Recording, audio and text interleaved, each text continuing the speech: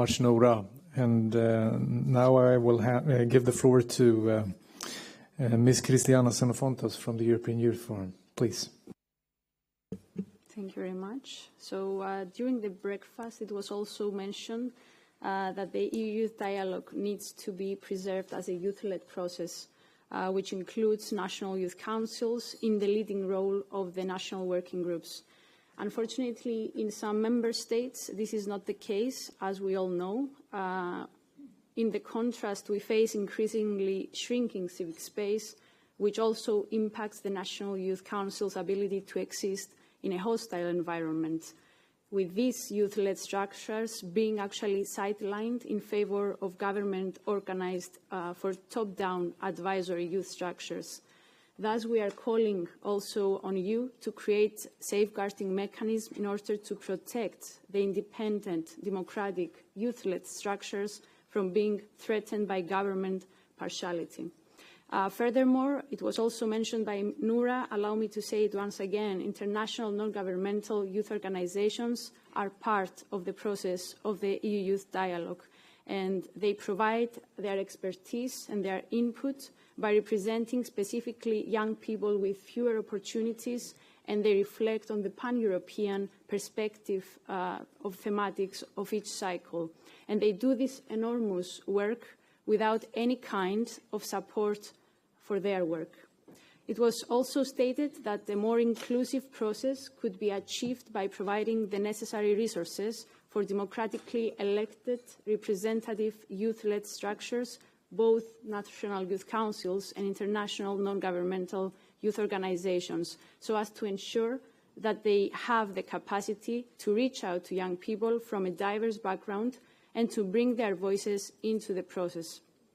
These organisations have a long-lasting knowledge and the know-how in engaging with young people with fewer opportunities on local levels, even if they are not part of any youth organisations, but this work requires also tremendous resources. In case we consider seriously the importance of including young people with fewer opportunities, their representative structures should also receive financial support, as this is not the case currently. Additionally, it was mentioned repeatedly that the youth dialogue could be better used for mainstreaming youth in all policy areas. This could be done by what we call cross-sectoral cooperation, involving other policy departments from national governments and the EU institutions to work on solutions and implementation together with young people. The EU Youth Dialogue has the potential to be better linked to relevant EU and also national programs in order to include the youth perspective and to ensure that young people are considered in the drafting and execution of this. This is why we are also very happy to see that the Swedish presidency, they are organizing an event on the 19th of June focusing on the mainstreaming aspect of the EU Youth Dialogue, and we are glad to immerse interest in the EU Youth Test, which is a youth impact analysis tool and builds on the mainstreaming youth in all policy areas. And it is also a recommendation coming from the 9th cycle of the European Youth, of the EU Youth Dialogue.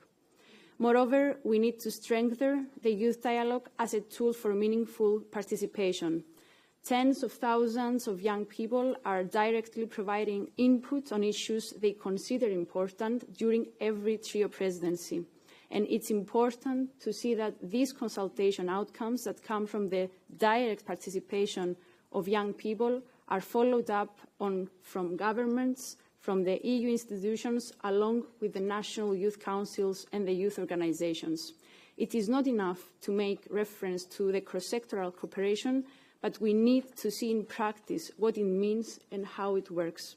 Thus, we invite the Member States and the European Commission to set up a monitoring framework to evaluate the implementation of the outcomes of the EU Youth Dialogue process and to publish regular reports on the realization of European youth goals. For the process to be also meaningful, it needs to be co-created and co-steered by young people and decision makers. Young people need to be well informed about how their contribution is taken into account and should be able to follow up on this and monitor their progress, as was also mentioned previously by Noura. To rebuild the trust of young people in the democratic processes, it is essential also to show that their input impacts the decision and policy making. As it was suggested by Vice President Skinas, young people have been facing incredible changes in the last years due to the COVID pandemic, the war, or the costly living of the crisis, and years have been lost from our lives when it comes to the establishment of our independency and how we actually go on with our lives. So we deserve to be heard and to be included. Thank you very much. And thank you so much,